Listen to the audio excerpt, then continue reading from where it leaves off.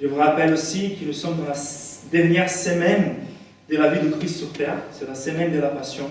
Nous sommes encore les mardis. Et ici, Jésus passe du moment où il a été intensivement confronté à reprendre la parole dans les temples. Et maintenant, il va enseigner quelque chose qui doit être la plus importante, car c'est la dernière fois que Jésus va enseigner publiquement, surtout devant les pharisiens et dans les temples.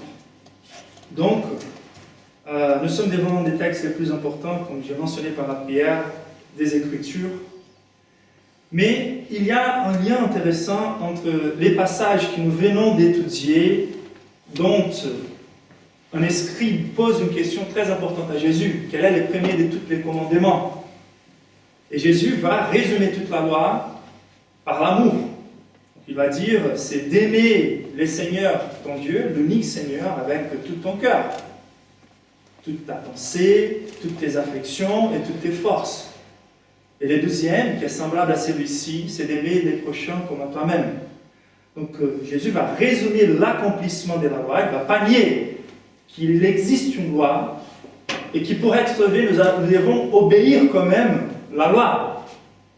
Mais il est en train de dire que la loi n'est rien de plus que l'expression de l'amour de Dieu, du caractère de Dieu.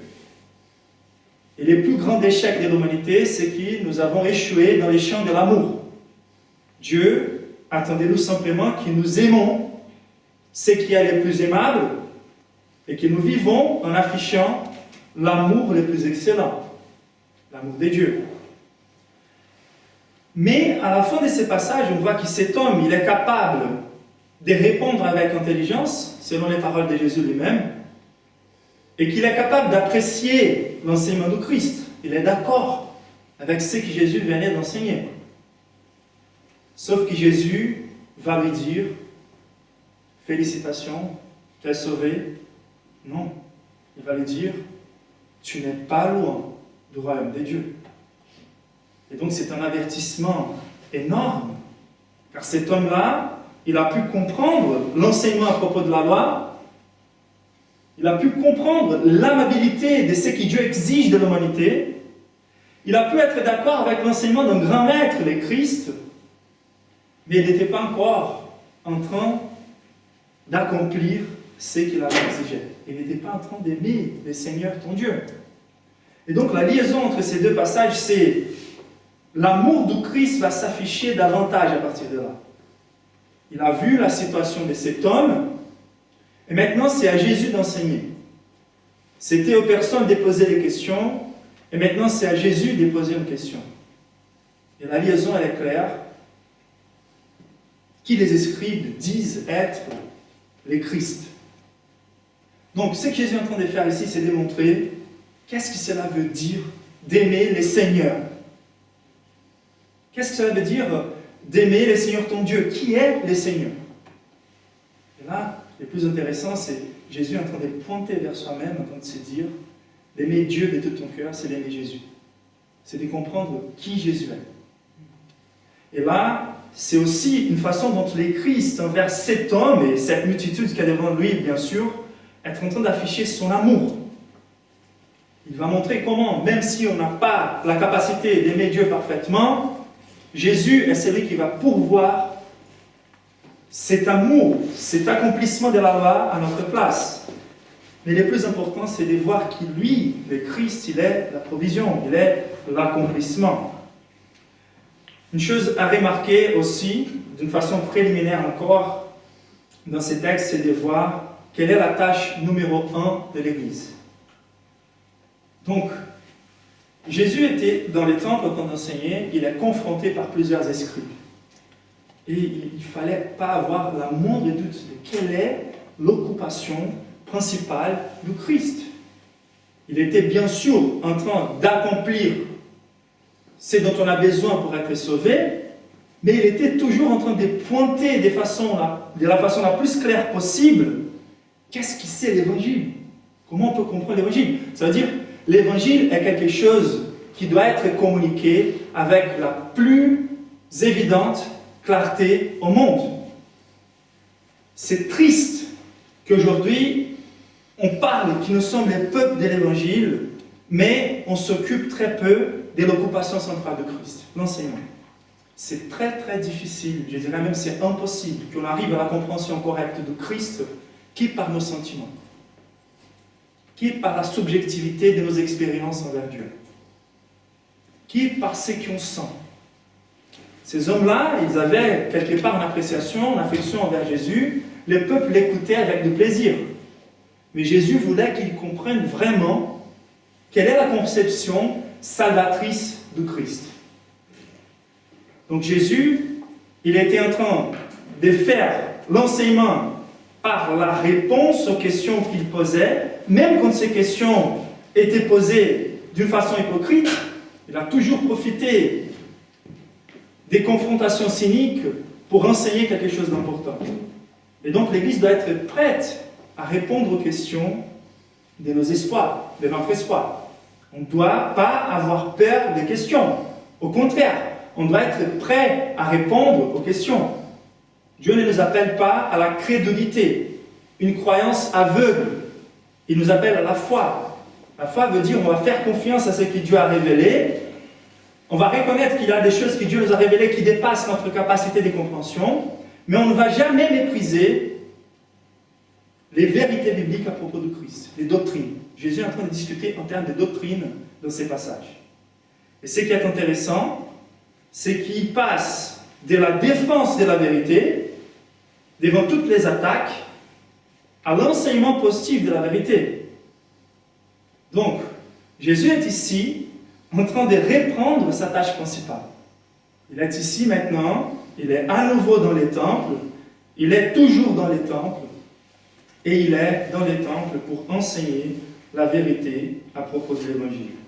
La tâche numéro 1 de l'Église, c'est d'enseigner l'Évangile, d'enseigner la vérité à propos de Christ. Malgré les circonstances, indépendamment des circonstances, on sait bien, Jésus est sous persécution. Nous sommes les mardis, il sera mis à mort les vendredis, mais il n'arrête pas d'enseigner la vérité. Que ça soit clair. Qu'est-ce que Dieu attend de nous en tant qu'Église? La communication claire de la vérité. Donc, c'est une façon de Jésus d'exprimer son amour, mais c'est aussi une confrontation ouverte aux scribes et pharisiens. Donc là, il est clairement en train de manifester son étonnement envers les scribes. Il dit, comment les scribes disent que le Christ est fils de David? Ça veut dire, est-ce qu'ils n'ont pas lu la Bible? Après toutes ces évidences bibliques qui vont pointer vers Jésus, non seulement comme quelqu'un qui est descendant de David, mais qu'il est Dieu lui-même sur terre, comment ils peuvent arriver, qu'est-ce qu'il y a de tort dans leur compréhension, qu'ils arrivent à penser en Jésus comme quelque chose de moins grand que David. Donc c'est une confrontation aux leaders religieux de son époque. Les leaders religieux ont cette capacité de domestiquer leur conception de Christ et de présenter une fausse conception de Christ.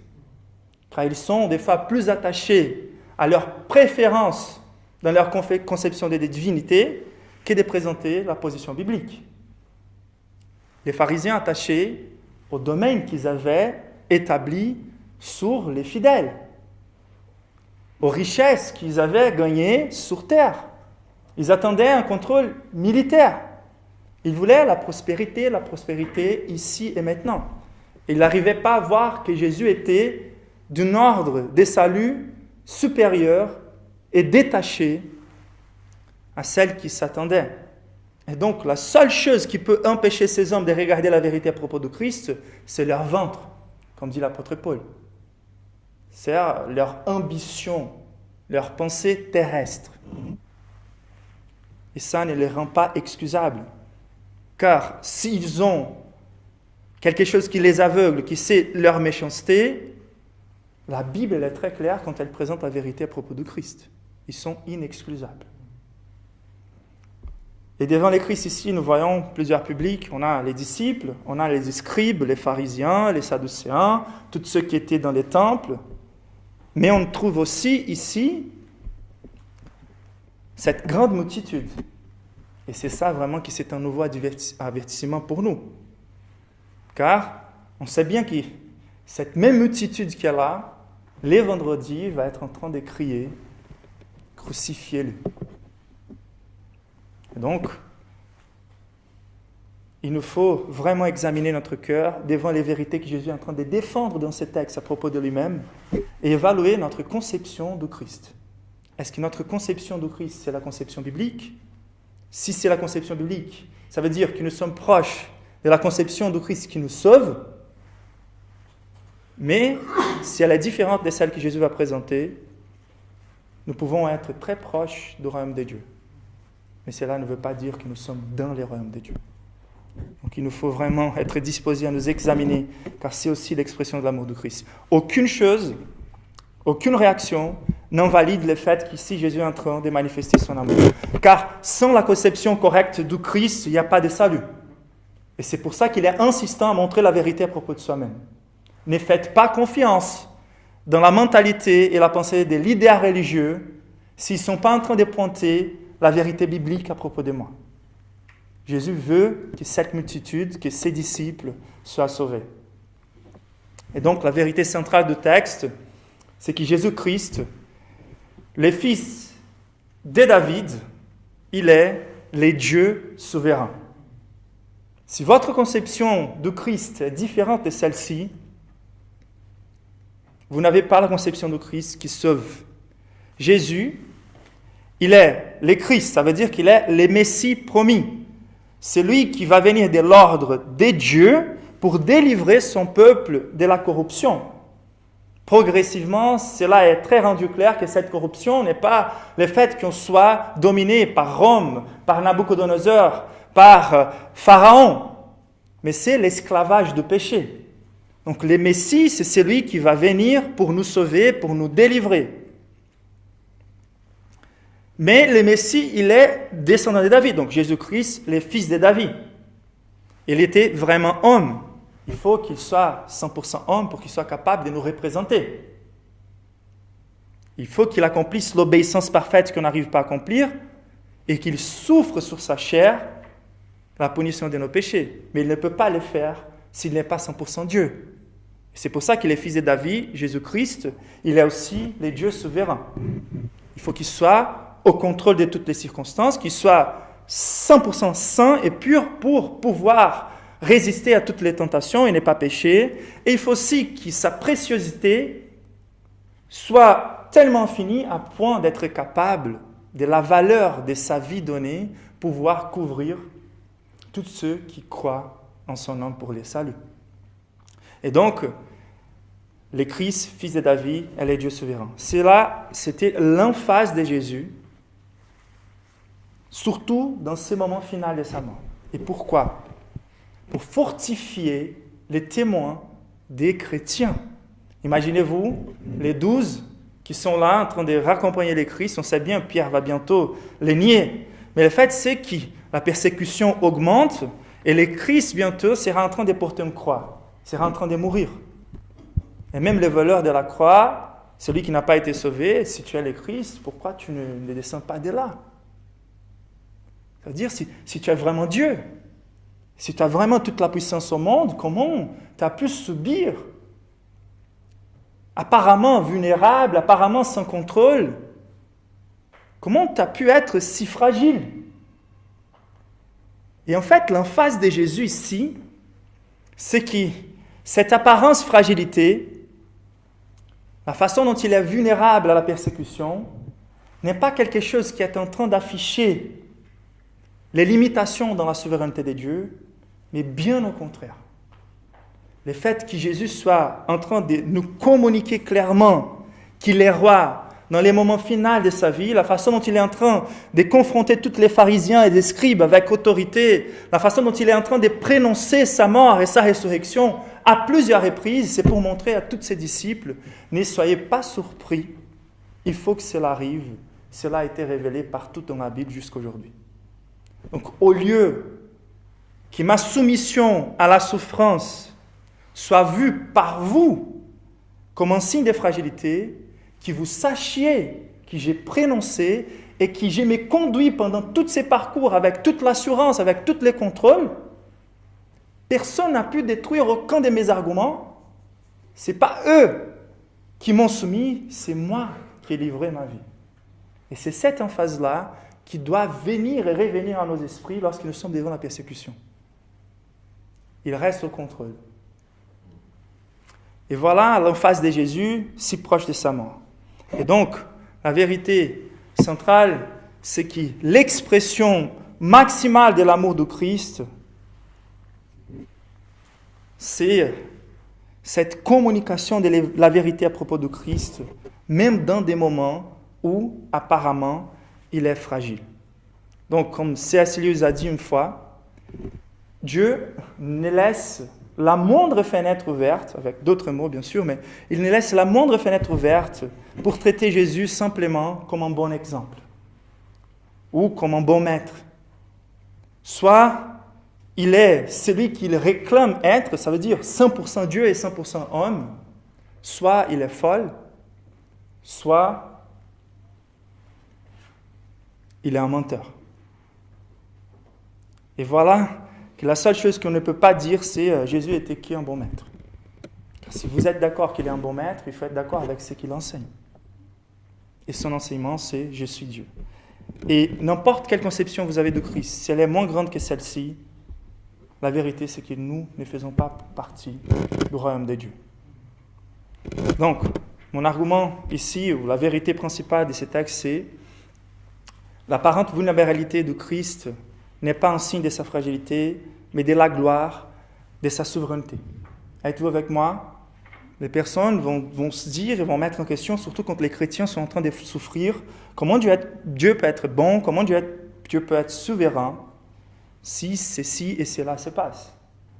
Et ici, dans le texte, la plus grande résistance des Israéliens de croire en Jésus en tant que le Messie, c'était le fait qu'il était vulnérable, qu'il menait une vie très simple, qu'il n'était pas à la recherche de la prospérité sur terre, qu'il n'a pas voulu devenir un leader militaire. Donc, quelles sont les évidences dans ces textes qui nous montrent que cette apparente vulnérabilité n'était pas un signe de fragilité, mais c'était des évidences de sa souveraineté. Donc, quels sont les arguments de Christ dans ces textes? La première évidence, c'est l'attitude de Christ. Êtes-vous avec moi? On va voir ici comment Jésus est en train de se porter en tant que roi, en tant que Dieu, sur terre. Donc, lisons ensemble les versets 34 à nouveau, la fin du verset 34, qui nous dit « Et personne n'osa plus à lui poser des questions. » Ça veut dire, ils ont bien essayé, mais Jésus il a tellement bien rebattu et répondu aux questions que personne n'osa plus à lui poser des questions. Bien sûr, des questions qui cherchaient à les reprendre dans une erreur. Et le verset 35 nous dit qu'il passe à sa place d'autorité à nouveau. Jésus, continuant à enseigner dans les temples, dit « Comment les scribes disent-ils que le Christ est fils de David ?» Donc, l'attitude de Christ dans ces passages, elle est incroyable. Jésus, je vous rappelle, il y a quelques jours en avant, 2 jours en avant précisément, il rentre à Jérusalem en tant que roi. Les multitudes l'acclament, Hosanna au fils de David. Les scribes qui étaient ici en train d'écouter Jésus enseigner, surtout en posant cette question à propos du fils de David, les scribes, ils savent que Jésus avait accepté l'adoration en tant que descendant de David, en tant que Messie. Et voici que Jésus n'est pas seulement en train de permettre que les personnes l'adorent en tant que fils de David, mais il est en train, carrément, de s'autoproclamer les descendants de David. Et ce qui est intéressant, c'est qu'il avait rentré à Jérusalem en tant que roi. Il a pleuré sur Jérusalem en tant que roi, en sachant que les personnes allaient rejeter toutes les évidences du fait qu'il était le fils de David. Le lundi, il va prononcer une malédiction en tant que roi, donc il va sécher les figuiers et il va rentrer dans les temps pour donner la signification à cette illustration. il va rentrer et il va chasser ceux qui achètent et ceux qui vendent dans les temples. Donc, il se porte dans les temples en tant que celui qui est le propriétaire, celui qui donne du sens dans les temples d'Israël. Imaginez-vous les scribes et les pharisiens, lorsqu'ils voient les nettoyages qu'un homme de Dieu est en train d'opérer dans les temples, quelle est leur réaction? C'est pour ça que les persécutions se passent toujours et commencent toujours dès dans l'Église et non à l'extérieur de l'Église.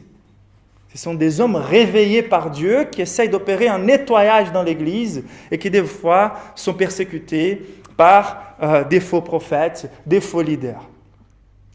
Et Jésus, il est là en train de chasser et personne n'arrive à l'attraper. Il est en train de chasser des hommes qui sont en train de vendre et d'acheter dans les temples. Ensuite, les mardis, c'est le même jour où nous sommes, Jésus, il passe par une série de confrontations. Il montre par là sa sagesse et autorité en tant que roi, les connaisseurs par excellence des Écritures sacrées, mais il rajoute aussi des déclarations qui seulement un roi pourrait les faire. Donc, quand son autorité est mise en question, avec quelle autorité t'enseigne dans les temps? Et sa réponse, c'est l'autorité, la même de Jean-Baptiste. C'est la même autorité qui est venue des dieux. Je n'ai pas forcément besoin de passer par votre école corrompue, pharisaïque, mais j'ai une autorité qui est venue des dieux lui-même lors de mon baptême. Ensuite, lorsqu'ils ont posé la question des impôts, à cause de l'autorité romaine, du domaine romain, ils s'attendaient que le Messie, c'était quelqu'un qui les délivrait des Roms. Et Jésus donne la réponse très claire. Donc, donnez à César ce qui est dû à César, et à Dieu ce qui est dû à Dieu. Il est en train à nouveau de se remettre dans la place d'autorité. Au lieu de mettre en question si vous devez vous soumettre à César, vous devrez être en train de se demander la question, est-ce que vous êtes soumis à Dieu? Mais voici parmi vous. Et en plus, il va rajouter la parabole des vignerons, un pointant vers le fait que même s'il sera mis à mort, il y aura un jour de vengeance. Il y aura un jour où les leaders religieux d'Israël allaient souffrir une plus grande condamnation. Il continue en train de lancer ses jugements et de parler de la résurrection à plusieurs reprises. C'est-à-dire qu'il était conscient qu'il allait ressusciter. Et donc, cette attitude de Christ va culminer ici, après avoir répondu à la grande question d'aimer les seigneurs sur toute chose, la signification de la loi, et encore les mardis, il laisse très clair. Vous tous, vous avez essayé de me faire taire. Vous avez utilisé tous vos arguments les plus cyniques au monde pour nier le fait que je suis le Sauveur. La lumière est là, et vous avez aimé plus les ténèbres que la lumière. Et donc, Jésus, à partir de là, une fois qu'il a complètement silencié tous ses ennemis, il prend la place d'un Seigneur. Il a gardé, comme Hendrickson, le commentateur biblique, dit, il a gardé les meilleurs arguments pour la fin. Imaginez-vous maintenant, qu'est-ce qui se passe dans les temples? Jésus, il n'a plus d'ennemis cause à se manifester contre lui. Il a gagné toute l'autorité devant toutes les personnes qui les regardent. Il a montré dans la pratique qu'il est dans la position des rois, d'autorité. Et il est où? Il est dans les temples qui avaient été projetés par qui? David lui-même. Toute l'attente d'Israël venait du temple. Et Jésus lui-même maintenant se met dans la position centrale avec tous les crédits du monde. Et maintenant, il va donner ses arguments pour montrer que c'est lui qui donne la signification aux Écritures, à David. Et par là, il commence à enseigner positivement de comment son autorité est liée à David. Donc, l'attitude de Christ dans ces passages montre clairement le fait que Jésus était complètement rassuré du fait qu'il allait mourir, mais qu'il allait plutôt se soumettre, et du fait qu'il est Seigneur. Donc c'était l'attitude d'un Seigneur qui enseigne à sa maison, dans les temples du Seigneur, pour donner la signification au temple du Seigneur. Quelle est l'image que vous avez de Christ? C'est dommage qu'aujourd'hui on ait une image de Christ tellement fragile. On a l'impression qu'il est là en train de supplier aux personnes qui viennent vers lui. Au contraire, il sera tout triste, en train de pleurer au coin. Il a tout un sentimentalisme autour de Christ, comme si sa joie dépendait d'une réponse positive à son invitation de salut. On oublie que nous sommes devant un roi, qui n'a peur de rien, qui traverse la mort sans peur, qui traverse la mort sachant qu'est-ce qui lui attend en retour. Complètement convaincu du fait qu'il est roi, qu'il est Dieu, et personne n'est capable d'apporter des arguments qui puissent lui faire silence. C'est étonnant de considérer dans ce texte, et les chrétiens ne doivent pas avoir peur d'aucune des questions que les personnes posent. Il faut jeter de la lumière sur le fait que Jésus, il est le roi des rois.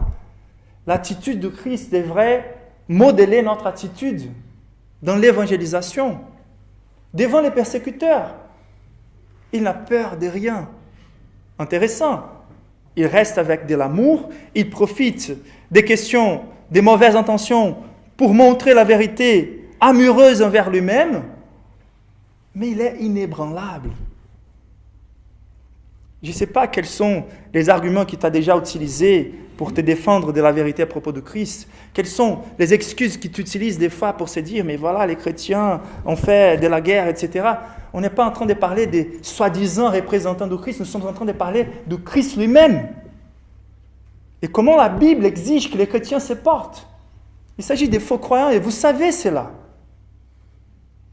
Vous pouvez utiliser les arguments que vous voulez pour se cacher de Christ, mais la vérité c'est qu'aucun de vos arguments ne peuvent tenir devant les arguments bibliques à propos de la justice et de la souveraineté de Christ, le Messie, le Dieu vivant. Voici l'attitude de Christ devant ses opposants.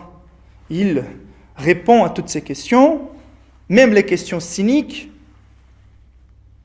Il s'y tient debout contre toutes les accusations et il les omet, car pendant que nous sommes là, insistant dans notre corruption, à rejeter son amour, il est insistant dans son amour à répondre à nos questions les plus cyniques et en nous offrant quand même encore l'opportunité de la rédemption. Et voilà, cette apparence de fragilité, elle est plutôt bien contrôlée et une évidence de sa souveraineté. Ensuite, la deuxième évidence, c'est le gouvernement de Christ sur l'histoire. Et ici, c'est très intéressant de considérer la suite. Le texte nous dit, là, c'est l'étonnement de Christ révélé. Comment les Scribes disent-ils que le Christ est le fils de David? Donc, Jésus ici, il n'est pas en train de nier le fait qu'il est descendant de David. Là, je voulais vraiment appeler votre attention. Il y a tellement de richesses. En fait, l'impression qu'ils avaient, c'est que comme les Messies venaient de la descendance de David, l'impression c'est qu'il serait quand même moins important ou moins grand que David. D'accord? Donc ce que Jésus est en train de dire, c'est pas qu'il n'est pas descendant biologique de David, ce qu'il est en train de dire, c'est qu'il est descendant de David, mais il n'est pas que ça. Il est d'un autre ordre. Il est descendant de David par la manière dont Dieu a gouverné l'histoire. Et la manière dont Dieu a gouverné l'histoire est plutôt en train de pointer le fait que Dieu a tous les contrôles. Ce n'était pas facile que le Christ soit de la descendance de David. Il y a tellement de problématiques dans l'histoire, dans la Bible à propos de la venue de Messie. Cela commence beaucoup avant David lui-même. Le psaume qui est ici mentionné, il a été écrit plus ou moins 1000 ans avant la venue du Christ. Donc, c'est une grande évidence, la prophétie, du fait que Dieu gouverne l'histoire. Ce n'est pas que Dieu soit en train de deviner le futur. Il est en train d'assurer le futur. Il est en train de gouverner. Et comme il va gouverner, il est en train de nous assurer. Ce n'est pas que le fait que je suis en train de regarder en avant, c'est le fait que je vous assure que je vais conduire les choses de façon qu'aucune force, aucune intervention humaine ne sera capable de frustrer mon plan. J'apporterai. C'est Dieu qui a formé David pour devenir un type de Christ. C'est David qui sert au Christ et non le contraire. Et dans ces passages, c'est énorme. 1000 ans avant, Jésus est en train de citer un psaume qui fait cette référence. David dit « Le Seigneur a dit à mon Seigneur ». Donc David a reconnu que Jésus est son Seigneur, est plus grand que lui. Mais les arguments historiques, ils sont très intéressants. Regardez par exemple, 900 ans avant les psaumes de David, ok? Donc on est presque 2000 ans avant la venue du Christ. Quelle est la prophétie, la bénédiction de Jacob ou d'Israël envers ses enfants? Lisez avec moi Genèse 49, versets 8 à 12. Voici, il est en train de bénir, avant de mourir, les 12 enfants qu'il a, les 12 pères des 12 tribus d'Israël. Et maintenant, il arrive à Juda, verset 8.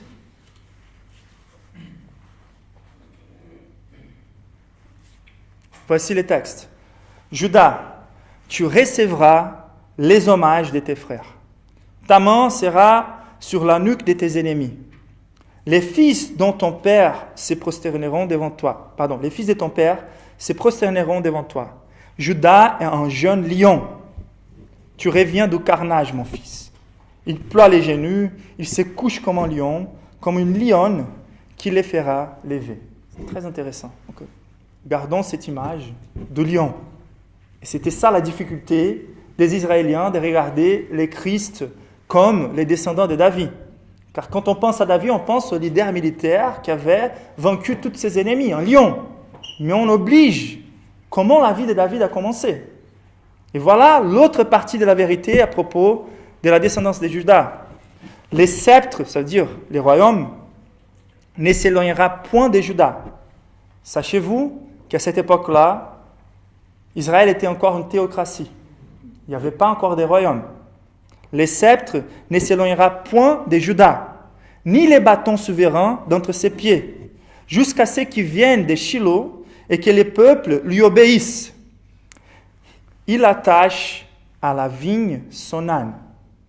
On se rappelle de l'entrée triomphale il y a 2 jours. Ok?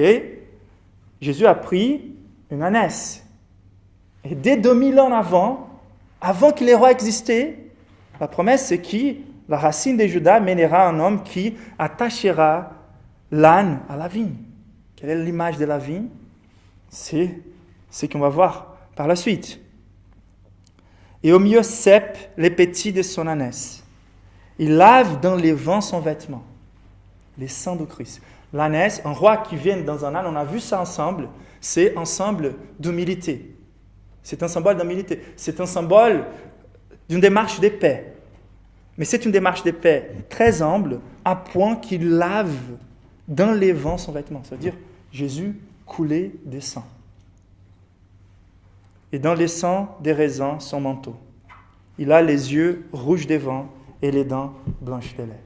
Même que nos péchés soient cramoisis comme les vents, rouges comme les cramoisis, ils deviendront blanches comme la neige. Et donc, dans ces passages, on a les prénoms, au fait. Dieu qui nous assure que la descendance de Juda viendra le Messie, les rois. Très peu de temps après, en Genèse 38, on écoute l'histoire du fait que Tamar, l'ex-femme du fils de Juda, elle va se vêtir de prostituée car son mari est mort et elle a été rejetée par les frères de son mari qui devraient se marier avec elle, donc elle se prostitue et elle trompe Juda à point que Juda dorme avec elle. c'est Tamar qui donnerait l'espoir, donc c'était les primogènes, son mari, donc c'est Tamar qui doit donner l'espoir de la descendance de Juda. Et le plus intéressant, c'est qu'en dormant et en tombant enceinte avec son beau-père, il y a une malédiction qui tombe sur elle, la malédiction de Deutéronome 23, 2. Celui qui est issu d'une union illicite n'entrera point dans l'assemblée de l'Éternel. Même sa 10e génération n'entrera point dans l'assemblée de l'Éternel. Devinez-vous combien de générations se passent de Tamar à David? 10 générations. Et quand on regarde la façon dont Dieu est en train de conduire l'histoire, c'est là le fait que Jésus soit descendant biologique de David ne montre pas le fait qu'il est fragile, qu'il est moins grand. Au contraire, tout l'univers est en train de converger dans la venue du Christ. Mais encore, les descendants de David viennent jusqu'à qu'on arrive à Jéconia. Il y a une nouvelle condamnation, car il a marché dans les pas méchants de son père, avec de l'idolâtrie, etc. Et on va retomber en Jérémie 22, verset 30, avec 7 malédictions. Ainsi parle l'Éternel, inscrivez cet homme comme privé d'enfant, comme un homme dont les jours ne seront pas prospérés, car nul de ses descendants ne réussira à s'asseoir sur les trônes de David et à régner sur Juda. Donc là, on est devant un piège. C'est compliqué, un casse-tête. Comment Jésus va être descendant de David si la descendance de David ne peut plus occuper les trônes. Et c'est énorme la façon dont les généalogies nous présentent. La généalogie de Luc et la généalogie de Matthieu, qui diffèrent dans quelque chose de très intéressant. Luc va présenter la généalogie de Jésus par la lignée de Marie. Et là, on va retrouver que par la lignée de Marie, Jésus était descendant biologique de David, mais de son fils qui n'avait pas le droit au trône, de Nathan. Et donc, Jésus était vraiment descendant biologique de Marie. Mais il ne pourrait pas être descendant biologique de Jéconia. Donc Joseph, il était descendant de Salomon et de Jéconia. Et c'est Matthieu qui nous donne sa lignée en nous montrant qu'il était, en étant le père légal de Jésus, Joseph, le père d'adoption, il devient aussi quelqu'un, Jésus, qui a les droits au trône. C'est glorieux de regarder la façon dont Dieu gouverne l'histoire. C'est glorieux de voir que la parole de Dieu ne nous a jamais caché des vérités glorieuses qui nous feraient attendre et qui devraient faire les esprits attendre le fait que Jésus, il est le roi des rois, le Seigneur des seigneurs, les dieux vivants sur terre. Donc la nature de Dieu, donc engendrée par les Saint-Esprit. Le texte nous dit, les psaumes mentionnés par Jésus, que Jésus, il n'était pas de l'ordre de Jéconia, il était de l'ordre de Melchizedek. Et Hébreu va nous dire, c'est énorme. En regardant Melchizedek, on voit quelqu'un qui va apparaître comme la divinité elle-même sur terre. Dès le début, Jésus pointait par la parole de Dieu comme Dieu lui-même. Donc, la problématique des Juifs, c'était celle-ci, pas la manque d'évidence. Le problème de l'incrédulité n'est pas la manque d'évidence. Le problème de l'incrédulité, c'est la corruption du cœur, c'est la corruption de la volonté. Beaucoup d'évidences bibliques à propos du fait, et dans l'histoire, que Jésus était le Fils de Dieu, prénoncé, gouverné. Mais ils étaient tellement attachés à leur plaisir temporel et à l'envie de voir un royaume militaire instauré sur terre, tellement attachés à cette version qu'on peut appeler aujourd'hui la théologie de la prospérité, pas du tout biblique. Et voilà que c'était cet attachement au bien temporel qui les empêchait de regarder la vérité sur le Christ. Nous ne devrions pas permettre que notre attachement aux bénédictions temporelles nous empêche de regarder la vérité sur le Christ. Au contraire, nous ne devrions pas permettre non plus que l'attachement aux besoins temporels nous empêche de voir les bénédictions qu'au travers le Christ, on gagne spirituel, un royaume éternel avec Dieu. Mais nous devrions regarder cette vulnérabilité apparente de Christ comme quelque chose d'exprès, communiqué clairement dans l'histoire, que Dieu allait faire pour nous. Ce n'est pas la manifestation de sa fragilité, c'est la manifestation de son amour souverain qui gouverne toutes choses. Les Israéliens regardaient les David tardifs, les David militaires, les David lions. Mais Dieu a toujours montré qu'il serait aussi les premiers David, les bergers méprisés entre ses frères, qui montrent que ce n'est ni par l'épée, ni par la lance que Dieu sauve, mais par cette humiliation. Dieu se soumettant à la souffrance pour nous délivrer. Mais l'histoire n'est pas finie là, car il va aussi manifester son visage de lion. Il va ressusciter. On sait bien. Et donc, il faut faire attention à la façon dont vous regardez le Christ. Il faut faire attention. Donc, la façon dont Jésus est descendant de David n'est pas un signe de sa petitesse, mais de la grandeur du gouvernement de Dieu sur l'histoire. Là où les Israéliens voyaient un motif pour mépriser le Christ, nous voyons en regardant l'histoire une évidence claire du fait que Dieu est souverain et qu'il gouverne chaque détail de l'histoire.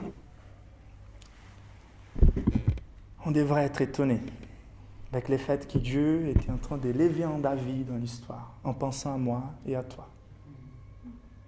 Il était en train d'élever un Judas, un Abraham, un David, pour les faire toutes converger dans notre compréhension. Le fait que son Fils serait incarné pour nous apporter le salut. L'histoire a été gouvernée pour les biens des élus de Dieu. Pour moi et pour toi. On ne peut pas mépriser cette gloire énorme de contrôle de Dieu. Et ce qui m'étonne le plus, c'est le fait qu'il n'a pas seulement levé Abraham, David pour devenir des types de Christ, c'est pour nous montrer comment le Christ viendrait, mais dans les temps et dans l'espace, Jésus nous a aidés à interpréter l'histoire. Et jusqu'à aujourd'hui, ces textes enregistrés, c'est l'insistance de Dieu à nous montrer, par son amour, que toute l'histoire a été convergée dans le Christ pour que toi, tu trouves le salut aujourd'hui. C'est étonnant. L'histoire gouvernée par Dieu pour les biens de son peuple, pour la gloire de Jésus. Et le troisième argument, c'est les clairs témoins de la Trinité révélés dans la Bible. Donc c'est intéressant, Jésus il continue, il va dire, David lui-même, animé par le Saint-Esprit, a dit, le Seigneur a dit à mon Seigneur, assis-toi à ma droite jusqu'à ce que je fasse de tes ennemis ton marchepied. David lui-même l'appelle Seigneur. Comment donc a-t-il son fils? Et une grande foule l'écoutait avec plaisir. Donc, c'est clair dans ces textes que Jésus est en train de pointer vers l'autorité de David. Okay? Il est en train de prendre un psaume de David. David lui-même disait que j'étais son Seigneur. Quand il dit qui les pharisiens disent qui est le Christ, il sait bien que les personnes savent à partir de là que Jésus est le Christ. C'était évident dans ses discours que Jésus était en train de parler de soi-même. D'accord? Et donc, il est en train de dire, David lui-même disait « Mon Seigneur ». D'accord? Donc, il parle de sa descendance, mais il parle de sa descendance non du haut vers les bas, mais il parle de sa descendance en lui appelant « Seigneur ». C'est là l'argument du Christ. Donc, le Christ, il est en train de s'attacher à l'autorité des Écritures. D'accord? Sans la Bible, on n'a rien à dire. Mais Jésus est en train de reconnaître que David, peut-être, ne comprenait pas complètement ce qu'il disait. Donc, même si ce n'était pas très clair pour David et pour les personnes qui ont lu ces psaumes jusqu'à la venue du Christ, il faut qu'on soit d'accord qu'il a été animé ou inspiré par le Saint-Esprit. Donc, Jésus est en train de dire, la Bible est inspirée de Dieu. Jésus, il est en train de s'attacher à l'inspiration totale des Écritures. Il est en train de baser son argument et son enseignement, en train de comparer ce qu'il y a enregistré dans ces livres à la parole de la troisième personne de la Trinité, le Saint-Esprit. David,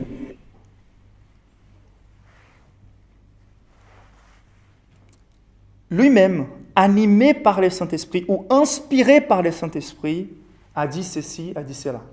Donc, regardez, je vous ai dit que les clairs témoins de la Trinité révélés dans la Bible ne nous laissent pas regarder le Christ différemment. Il est le Dieu sur terre, par les témoins clairs de la Trinité. Donc ici, on commence par le Saint-Esprit qui a inspiré David. Et en inspirant David, on va voir Pierre, Paul et l'auteur d'Hébreux, peut-être Paul aussi, qui vont reprendre ces mêmes psaumes pour pointer vers le fait que Jésus-Christ était l'accomplissement des Messies. Ils vont reconnaître aussi l'inspiration biblique. Mais ce qui est intéressant ici, c'est de voir comment le Saint-Esprit, pendant toute l'inspiration de la parole de Dieu, était en train de pointer vers l'incarnation de Jésus, la 12e personne de la Trinité. Mais quel est le contenu de ces passages? Le contenu dit le suivant. Le Seigneur a dit à mon Seigneur. Là, c'est vraiment... C'est un témoin en soi-même de l'inspiration des Écritures. Dans l'original, si on revient au psaume 110, on va retrouver « L'Éternel a déclaré à mon Seigneur ». C'est une conversation entre Yahvé et Adonai. C'est une conversation entre les deux personnes de la Trinité. Dans le contexte d'un psaume messianique, qui montre le fait qu'il va incarner les Messies, c'est les seigneurs de David, même si descendants de David. Et donc Yahvé, ça veut dire les dieux très eux, les créateurs, ok, les saints des saints, Yahvé et Adonai. Donc Adonai, c'est le nom que Dieu a appliqué à soi-même et qui est surtout attaché à la deuxième personne de la Trinité manifestée, préincarnée dans l'Ancien Testament. C'est les dieux, la signification, les dieux tout-puissants qui rentrent en alliance avec son peuple, qui assurent à son peuple qu'il va sauver. Dans une alliance, dans un serment, c'est les dieux d'alliance. Donc ici, nous sommes en train de témoigner un accord entre Dieu le Père et Dieu le Fils, les dieux qui ne peuvent pas mentir, les dieux fidèles, les dieux d'alliance, qui, ils vont mener à terme cette implication messianique du salut de l'humanité corrompue. C'est incroyable de regarder de quel ordre, dans ces psaumes, est Jésus, à nouveau, l'ordre de Melchizedek, sacrificateur pour toujours, déjà à 1000 ans avant la venue du Christ, cet enregistrement du Saint-Esprit, de cette conversation entre Dieu le Père et Dieu le Fils. Et voilà que la Bible n'a jamais caché que le Christ est Adonai, qu'il est le Dieu puissant, sans aucune fragilité, qui est venu humblement payer les prix de nos péchés et accomplir l'obéissance que nous n'arrivons à accomplir envers Dieu. Nous n'arrivons pas à accomplir envers Dieu. Donc, on a plein d'autres passages dans la Bible qui montrent comment Dieu le Père, comment Dieu le Fils manifeste le fait qu'il est Dieu vivant et comment le Saint-Esprit, par l'opération des miracles, par l'inspiration de la Bible, montre que Jésus était Dieu. Mais le point de cet argument, c'est de se dire Dieu lui-même, la Trinité, nous a donné dans l'histoire et il a enregistré dans sa parole des évidences irréfutables du fait que Jésus-Christ est le Fils de Dieu, il est le Messie qui est venu nous sauver. Donc nous ne pouvons pas tenir contre les arguments et les évidences de Dieu. Prenons juste Ésaïe chapitre 9, verset 6 qui nous dit « Car un enfant nous est né, un fils nous est donné, et la domination reposera sur son épaule. On l'appellera admirable, conseiller, Dieu tout-puissant, Père éternel, prince de la paix. La Trinité insiste à pointer Jésus comme le Christ, le Messie divin, le Dieu homme. La gloire du salut et l'amour parfait de Dieu se révèlent dans la façon dont Dieu lui-même insiste à nous présenter Jésus comme notre Sauveur. La Trinité s'est rassemblée dans l'éternité. Elle est rentrée dans une alliance pour te sauver. Et dans les temps et dans l'espace, Jésus, l'Adonai, est rentré en alliance avec nous pour nous sauver. Aucune chose ne peut nous chasser de ces grands saluts. Et la dernière évidence dans ce texte,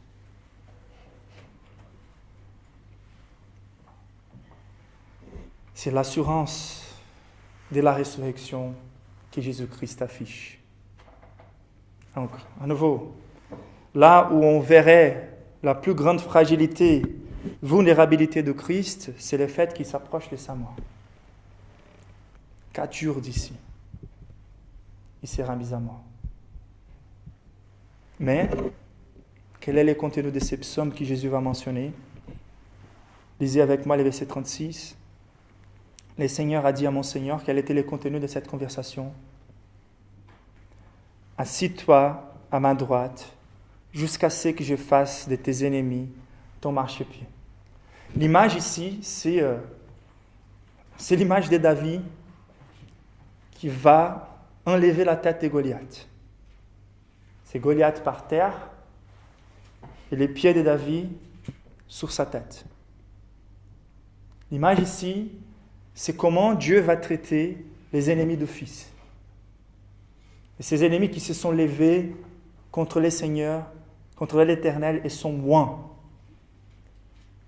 Jésus est en train d'afficher, par cette promesse, par la citation de ces versets bibliques, il est en train d'afficher que cet accord s'est passé dans l'éternité.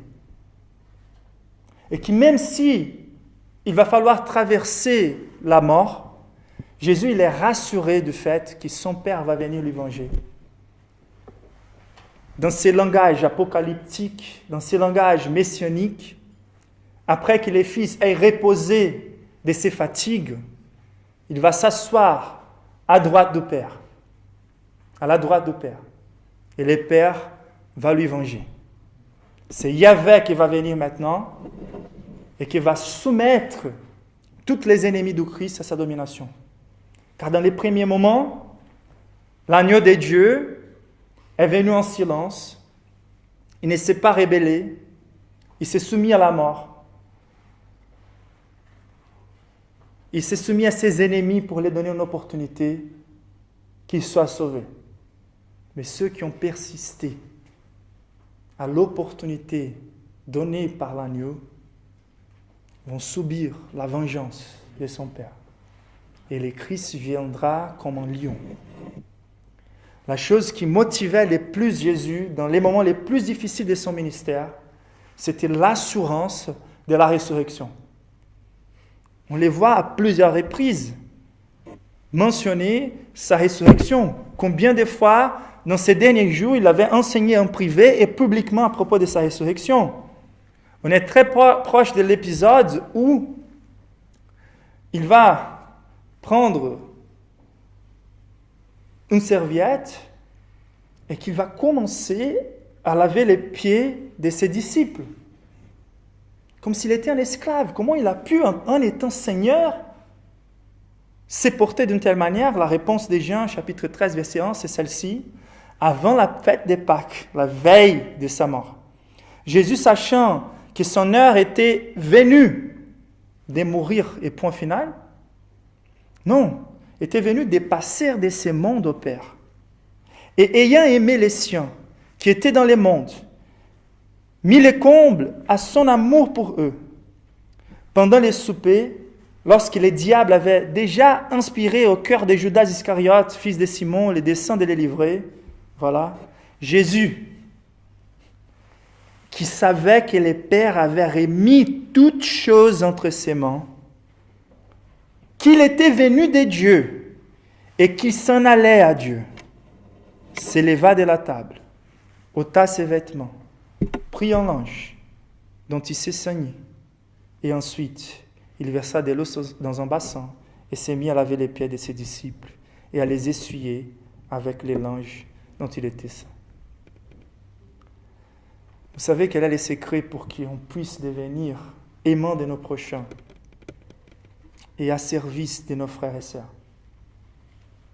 C'est d'être assuré de notre résurrection en Christ. Il faut savoir d'où nous venons. Pendant que votre identité soit attachée aux choses de ce monde, c'est votre ventre à qui vous servez. C'est votre ego qui vous servez.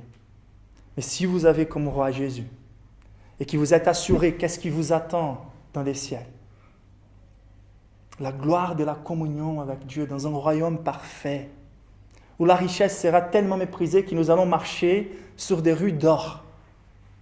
Qu'est-ce que vous êtes encore à la recherche dans cette vie? Comment l'assurance de la résurrection de Christ a ses implications sur ta vie? Sur la vie de Christ, Hébreux 12 nous aide à comprendre. Nous donc aussi, puisque nous sommes environnés d'une si grande nuée de témoins, ça veut dire les martyrs, rejetons tous les fardeaux et les péchés qui nous enveloppent si facilement et courons avec persévérance la carrière qui nous est ouverte. Et voici la référence maximale. Ayant les regards sur Jésus, les chefs et les consommateurs de la foi, qu'est-ce qu'ils regardaient? En vue de la joie qui lui a été réservée, a souffert la croix, méprisé l'ignominie et s'est assis à la droite du trône de Dieu. Vous voyez comme la résurrection était toujours au cœur de Christ. Il n'a jamais douté. Il se voyait déjà par les fruits qui seraient apportés. Ésaïe 53 nous dit ça. Il a vu les plaisirs de fruits qu'il a portés par l'accomplissement de son œuvre. Ça veut dire qu'il a vu l'efficacité du salut au travers de l'œuvre qu'il accomplit. La résurrection de Christ, c'est synonyme de la réussite de l'œuvre du salut de Dieu. Le fait que Dieu a accepté l'obéissance de Christ à notre place et la punition qui devrait tomber sur nous et qui a tombé sur lui. Regardez mes amis, Dieu qui a gouverné l'histoire et qui d'une façon chirurgicale a dévié sa juste colère de nous pour retomber précisément sur son Fils, lui a fait d'une façon parfaite pour qu'il puisse absorber l'esprit des dettes qui étaient contre nous. Et une fois ressuscité, c'est comme si Dieu avait dit avec le Christ, tout est carrément accompli. Et maintenant, nous pouvons ressusciter avec le Christ. Jésus était rassuré de sa résurrection et cela nous montre qu'il est Dieu.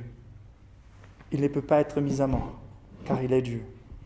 Et il est vraiment mort pour payer nos péchés. Et ces mystères nous échappent.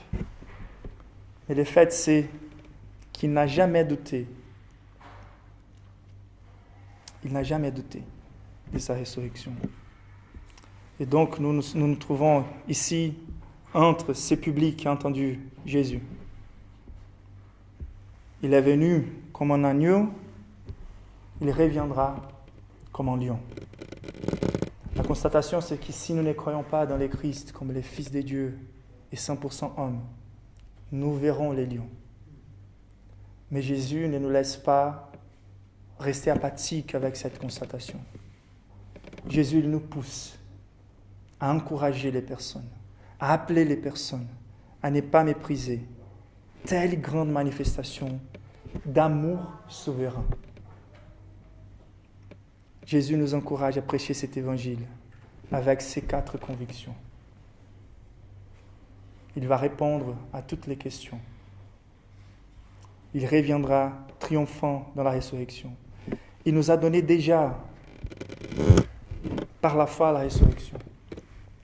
Il faut qu'on soit son peuple, avec une conviction indubitable du fait qu'il est roi, qu'il est Dieu, qu'il est vivant, et que nous prêchons cette vérité aux perdus de la terre.